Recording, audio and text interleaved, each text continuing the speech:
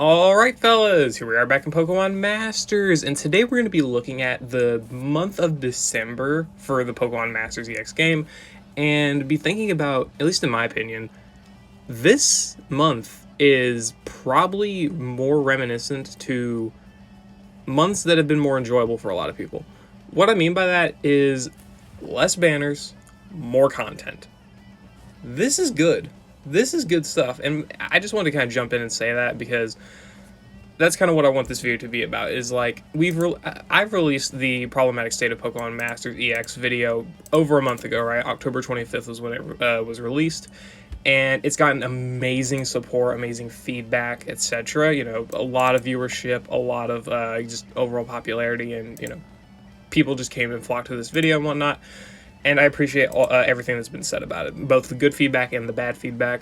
You know, everything has been great, and I'm glad a lot of people seem to agree with the points I've been making and whatnot. And this has even been gaining viewership outside of the Pokemon Masters EX community in the form of just the general Pokemon community as a whole. I've seen multiple people that have come in that have just not even played Pokemon Masters EX, but have given their inputs on, you know, the gacha situation, or just their problems and thoughts about the game in general, which was very, very nice and, you know, insightful. So, in this video, I pretty much, obviously, I'm going to bet every single one of you have seen it. If you haven't, probably go watch it, in my opinion.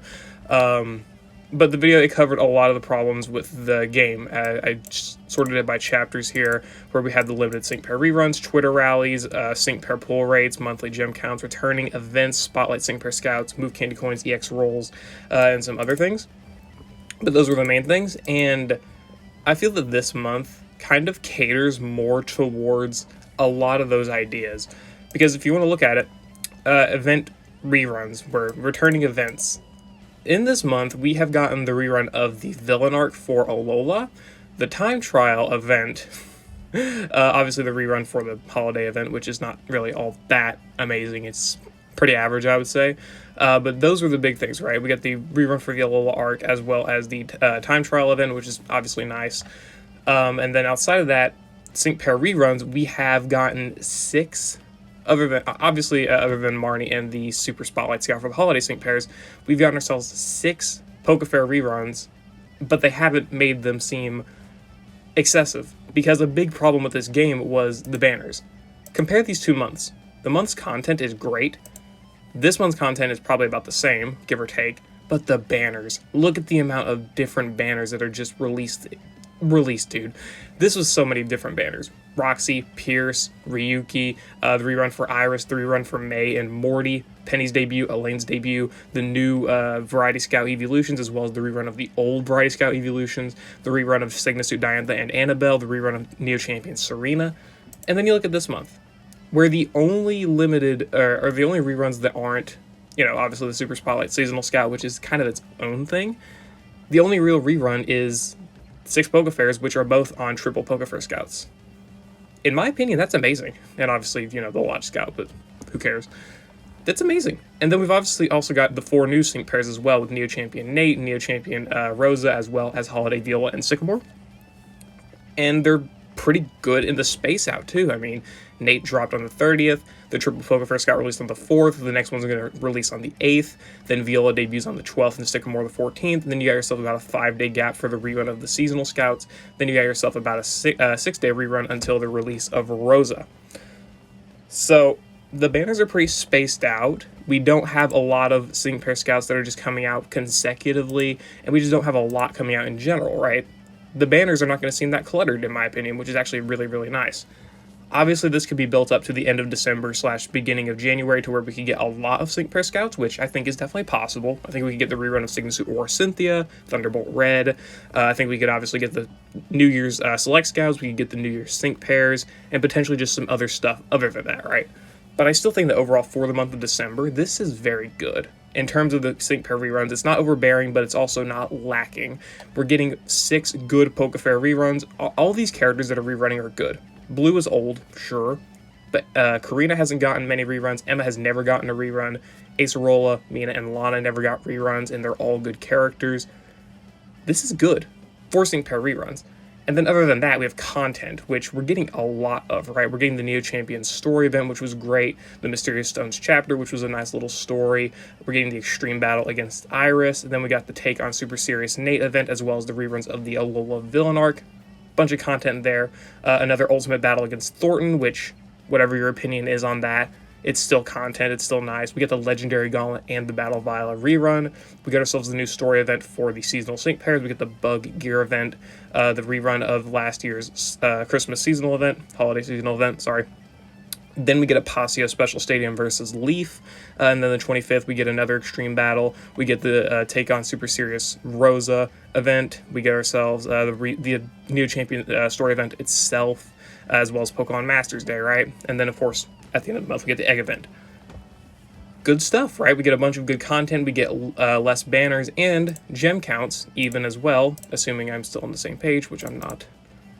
Was also good this month. This is actually a very good gem count. Okay, not very good, but it's about what we would be expecting, right?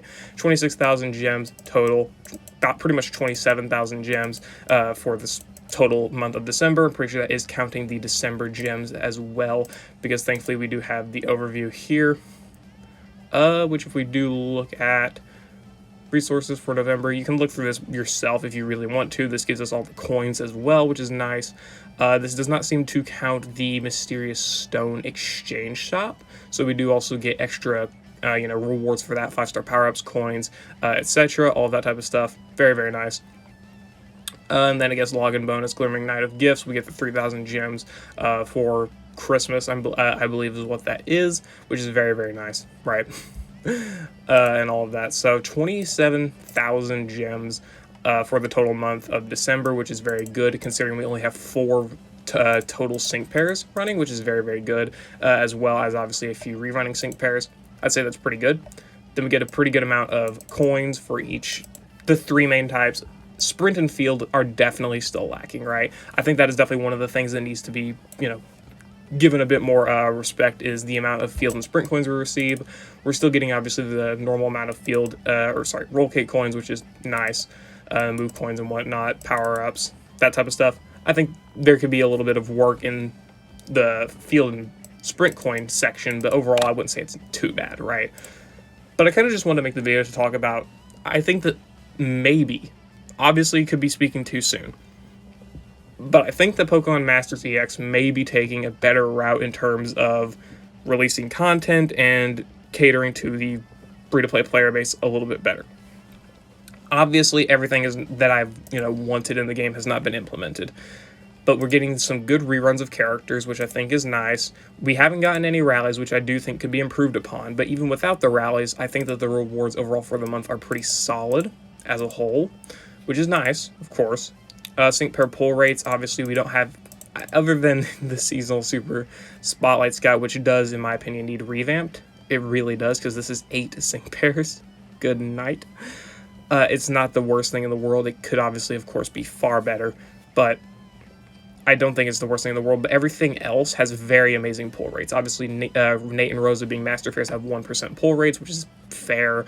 We get the triple Pokefair Scouts, which have 1.5% pull rates for each featured sync pair, which is amazing. Viola and Sycamore with their 2% pull rates are still good. Obviously, of course, monthly gem counts. I do think for December it could afford to be a little higher, but considering the fact that we're not getting all that many reruns, or all that many sync pair scouts in general, I do think that this is a relatively fair amount of gems. Relatively, right? It could be better, it could be worse, but I think that it's decent enough considering the amount of sync pair scouts that are out this month. Returning events, obviously I do think maybe you could re-release one event, because I do think that the only problem I have with this month, in my opinion, is that some of the content more towards the middle isn't really super spaced out. Everything drops between the 30th and, in my opinion, the 8th, and then between that, it's not all that much. You're getting the rerun of the seasonal story event as well as the new one. That's about it, pretty much, other than Bug Gear. So it could be a little bit better. But maybe you could have rerun one of the prior story events or something, or like a, whatever you call it. I forget what the other type of events are called. Solo events, those. You could have re-released maybe one of those, put a little bit of extra content in, a little bit extra rewards, that stuff. But overall, I don't think it's too bad. I just do think that it could be a little bit more spaced out, just a little bit better. But that's really just what I think. Other than that, Spotlight Scouts, obviously we could have used another Spotlight, but it's not the worst thing. We got Ryuki last month, so I'm not going to complain. Move Candy Coins, obviously, again, as stated, Field and Sprint definitely still do need the upgrades. That's probably one of the bigger complaints still. EX rolls, finally, we're getting the EX rolls for Nate and Rosa being Field and Sprint. Finally, we're getting that amazing update. Finally, we're going to get them. Hopefully, that means a lot of characters, support specifically, won't be super screwed over. Sadly, Sycamore does have the Striker EX role, so they're still probably going to give some supports Tech and Striker and be relatively useless, but oh well, I guess that's just how it's going to be a little bit. But still, thankfully, we finally have Field and Sprint, so we can actually hope for other characters to get amazing EX rolls, right? Because we don't want a lot of characters like Neo Champion Caleb to still get these crappy EX rolls, especially for being Master Fairs. So yeah, that's what I think. And yeah, I guess I'm just going to end it there. I don't have much else to say. I think that the month is definitely shaping up to be better than a lot of other months in the game. Probably in my opinion, probably the best month out of the year, other than like anniversary months, because those were content packed, but honestly, people can say that they've been disappointed by the anniversaries, and I can't really blame them. But I'd say just in terms of overall content compared to banners, this may be the best month in the game's history. Not game's history, but this year specifically. 2023 has been kind of crazy for the game, but I think that this could definitely shape up to be very, very good. No variety scouts, no crappy pull rates for a lot of characters, other than, of course, the seasonal scout, which is expected, but yeah. I think it can be nice. I really do hope that they can keep up this type of consistency for the entire year. Maybe increase rewards here and there. Obviously, I think the anniversary month should have some more gems, more free rewards in general. But just for the average month, I think that this could definitely shape up to be the norm, and I really do hope so.